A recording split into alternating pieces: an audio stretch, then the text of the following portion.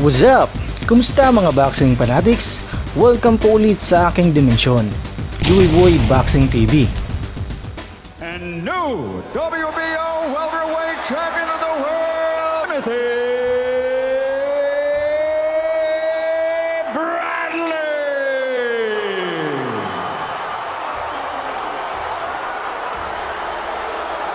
Well, I'll tell you, I don't think we're blind.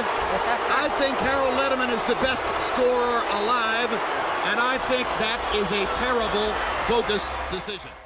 Sa bidyong ito, pag-uusapan naman natin ang lahat ng reaksyon ng mga boxing expert, boxing analyst, kasama na dito sina Oscar De La Hoya, Teddy Atlas at lahat parang magagaling sa boxing. Dahil tungkol lang naman ulit ito sa isang panalo ni Bradley na highly controversial split decision kontra kay Manny Pacquiao. Isa itong welterweight match na pinamagatang Perfect Storm noong taong June 9, 2012 na ginanap sa MGM Grand Garden Arena.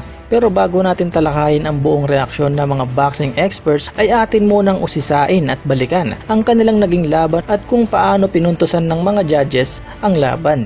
Ito na sana ang pang 8 years win streak ni Pacman, ngunit nagulantang ang lahat sa desisyon ng mga hurado dahil ang mga sasabihin ko dito ay base sa mga comment ng tatlong judges at syempre may dagdag na rin para sa akin. Sa laban nga na ito ay si Pacman ang favorite ng mga bookmakers at mga fans at si Bradley nga ay ang 7-2 underdog sa labang ito. Sa unang round nga ay panalo si Pacman base sa dalawang judges dahil mas kumonekta si Pacman ng mga solidong suntok kumpara kay Bradley na nakatama naman kahit papano. Mr. Pacquiao, Mr. Bradley, let's do this. Emmanuel, don't you think that the fight? No, I think abs, or at least that's the conventional wisdom. Bradley with the butt. Put you on your butt in an eye blink. And at the moment, Bradley. Hard left hand by Pacquiao down the pipe. Best punch of the round so far. Gets another straight left hand onto Bradley's jaw. Two big pops for Pacquiao. And the best punches of the fight. He's running By around far, just and another straight left hand. Sa pangalawang round naman ay pumabor ang dalawang judges kay Bradley dahil nga mas agresibo daw si Bradley sa round na ito kumpara kay Pacman. Dahil na corner daw ni Bradley si Pacman, ngunit sa tingin ko ay nakitaan ng pagkabayas ang referee dito dahil hindi nito inawat ang dalawa sa pagkakayakap habang sumusuntok si Bradley na sa tingin ko ay iniskuran ng mga hurado. At base nga daw sa trainer nito na si Joel Diaz ay sumakit nga daw ang tuhod ni Bradley sa round na ito. Bradley to this point when he gets hit. Bradley was holding and hitting. There's another good left hand by Pacquiao. This time he swept it to get it around Bradley's guard. Again, straight left. I haven't seen Bradley try to retaliate with a straight right. There it is. Pagdating naman sa round 3 ay pabor ang tatlong judges kay Pacman dahil kontrolado ni Pacman ang buong round 3. Straight right. And he was concentrating on taking the left hand away from Pacquiao. Bradley's trying to neutralize it, but as many Pacquiao opponents find, there's really no way to prepare for his suddenness and his speed. The way they man his punches. See that? One fast punches, but no power. Right hand landed for Pacquiao that time. Bradley gets him back with a left hook. Pacquiao gets him with a straight left. And the way Bradley put his tongue out and mug, you know that Pacquiao is... Pagdating naman sa round 4, ang tatlong judges ay pumabor ulit kay Pacman. Kitang-kita na sobrang nasaktan si Bradley sa round 4. Dahilan para maging defensive sa labang ito at kitang-kita din na halos muntika nang matumba si Bradley dahil dito. Right hook by Pacquiao. It's just good leverage when he punches in. And Bradley's trying to shorten it up and take that leverage away where he don't have such a chance to win. Sometimes get there first. Manny's trying to uppercut for the last two rounds. He's trying to predict the way that Bradley's head is and trying to catch him on the line. And he's predicting it pretty well right now.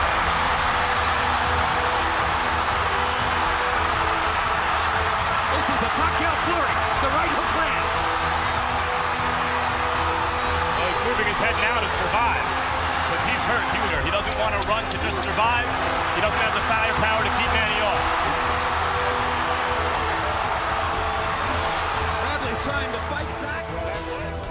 Right now where they both exchanging punches, and as I said before, Manny Pacquiao is very good at catching people when they're in exchange because he punches and pivots back and forth very well.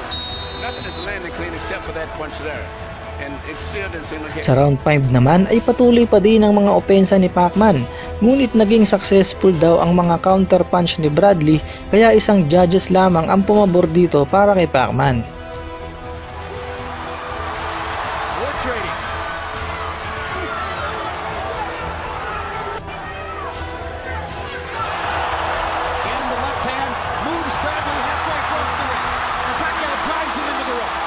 Credible opponent, and he's outclassing him.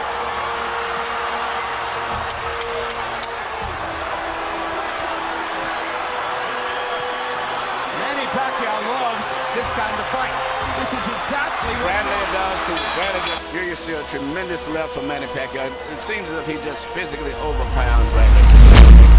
It's just a matter of time because Bradley has not been able to. Sa round 6 naman ay naging dominante si Pacman dahilan para makorner si Bradley at ang tatlong judges ay pumabor dito kay Pacman.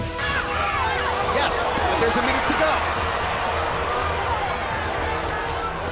And this is what happens in the last minute, at least up to this point.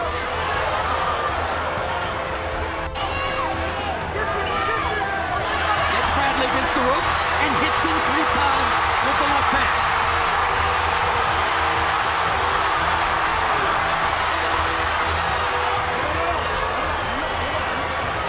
Absolutely right. Ooh, good left uppercut on the inside from Pacquiao. Great left uppercut.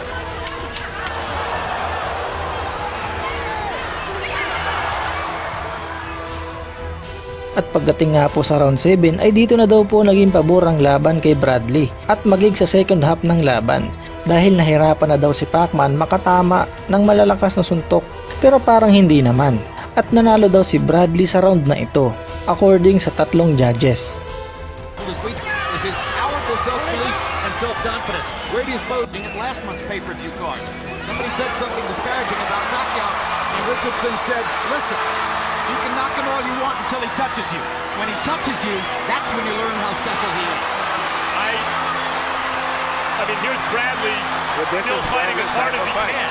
I think what he has realized is throughout his career, his willpower has always been landing more punches in this round.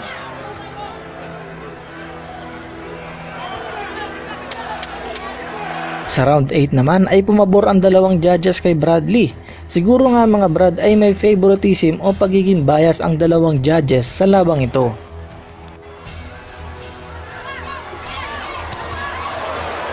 Manny can take the first half of the round off in the first 2 minutes, not sustain too much damage, and then just take over and fight for a minute at the end. Pacquiao got him a solid right hook, and now there's the straight left again. Bradley landed a right hand. He thinks for the moment he might have bothered Pacquiao. Pacquiao has a smile on his face. Perhaps indeed Bradley earned it. But now Pacquiao drives him down in a while. But Bradley... Pagdating naman sa round 9 ay pumabor ang dalawa sa tatlong judges kay Pacman dahil si Pacman ay nagkaroon ng advantage sa pagiging agresibo ni Bradley. Masyado nga siyang open sa mga counter punches ni Pacman. There you go. That's the fight right there.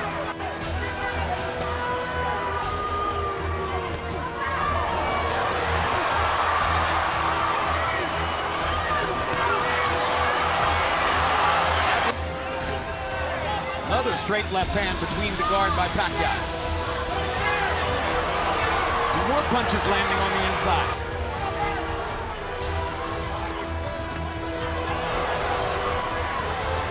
The difference is when Pacquiao gets one through the guard, It's the power. it does damage. That's exactly right. The power. Undefeated in its prime. Catch a guy just at the right time, fight as hard as he can, and it's just not good enough. And lose every round, which by my eyes is the case so far. Pagdating sa round 10 ay naging pabor ang tatlong judges para kay Bradley dahil pasok na pasok raw ang mga headshot ni Bradley kay Pacman. Supposedly he's compromised by his right foot. Pattern throughout the fight. Good left hook by Bradley.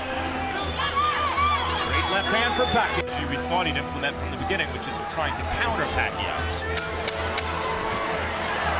This would clearly... Sa 11th round naman ay pumabor ang dalawang judges kay Bradley at pagdating din sa round 12 ang tatlong judges naman ay pumabor kay Bradley dahil mas naging agresibo daw si Bradley sa huling round ng kanilang laban. Ngunit kitang kita naman sa unofficial scorecard na lamang si Pacman.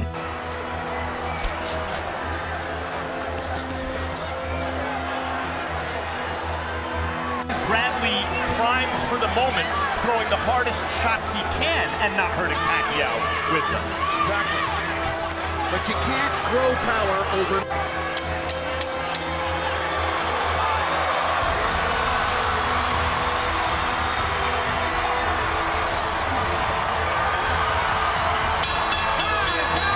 Natapos nga ang buong laban at sa unang banggit ng announcer na 115 to 113 para kay Pacman ay napangisi si Pacman dito.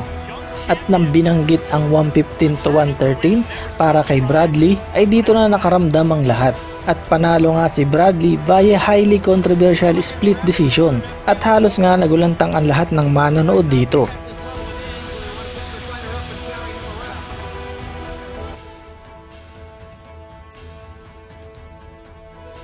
Jerry Roth scores about 115-113 for Pacquiao. CJ Roth scores it 115-113 for Bradley. And Dwayne Ford scores it 115-113 to the winner by split decision. And new WBO welterweight champion of the world, the Desert Storm, Timothy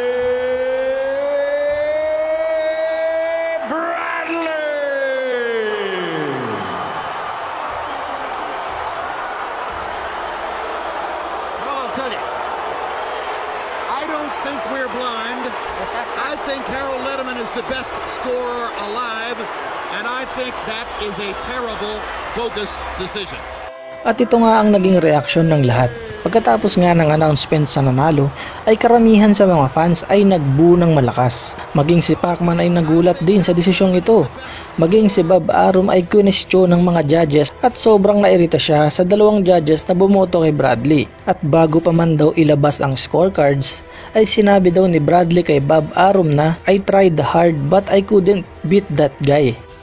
At ang mga ilang reporters nga ay kwestiyon si Bob Arum sa kanyang komento sa labang ito kung sincere ba talaga siya sa kanyang mga sinasabi at pinaghinalaan nga siya nakasabwat sa maduming desisyon na ito. At may isang ang reporter na si Tito Garcia ng fansversusfan.com na nanggulo sa press conference ni Bob Arum. At dahil nga dito ay napalabas ang reporter na si Tito Garcia. Nagulat man si Pacman sa desisyon ay inaccept na lang niya ito at sinabing, I did my best. I guess my best wasn't good enough. At dinagdag pa nito na, he never hurt me with his punches. Most of them landed on my arms. At pagkatapos nga ng laban, sinabi ni Bradley na bawat round daw ay dikit lang ang laban nila. Umuwi daw ito ng bahay nila at pinanood muli ang laban kung talaga bang nanalo siya. Maski siya ay duda rin mga Brad. At ito nga ang kanyang sinabi. I thought I won the fight. I didn't think he was as good as everyone says he was. I didn't feel his power. Talaga ba? Kaya pala naka-wheelchair ka matapos ang laban. Ang desisyon nga ng laban ay binatikos ng maraming commentators. Isa na dyan ang Associated Press at ang Los Angeles Times. Maging ang ESPN at Harold Lederman ng HBO, parehas iniskura ng laban ng 119 to 109. Also in favor of Pacquiao. Pati na rin ang ESPN boxing analyst at long-time trainer na si Teddy Atlas ay sinabing si Pacquiao ang nanalo. At may korupsyon nga daw na naganap sa labang ito. Sinabi niya din na dapat ang boxing ay magkaroon ng National Commission. So ang dalawang judges na bumoto kay Bradley ay pwedeng managot sa naging desisyon nila. At according sa punch count statistic ay tumama ng 253 punches si Pacman kumpara kay Bradley na 159 lamang. Maging si former champion Oscar De La Hoya ay sinabi na dapat hindi tinanggap ni Bradley ang belt dahil si Pacquiao ang nanalo. At ang WBO nga ay nagkaroon ng review para dito. Kumuha ng 5 judges ang WBO committee at ang lahat ay pumabor kay Pacman.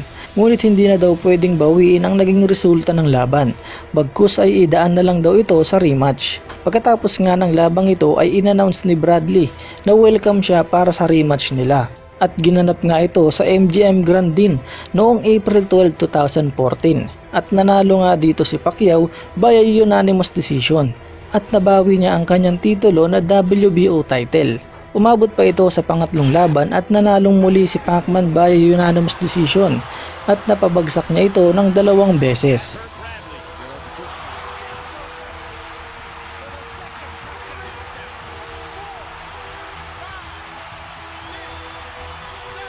Tim came in, kept his head in the same place as the attack, didn't move out, let no pocket zone, and bam, that count with the left, that hurt him. The best finishers in the business followed the shot with a looping right up, left uppercut. Hanggang dito na lang po mga brad. Maraming salamat po sa mga nanood at sa mga nag-subscribe. Hanggang sa muli, Joey Boy Boxing TV.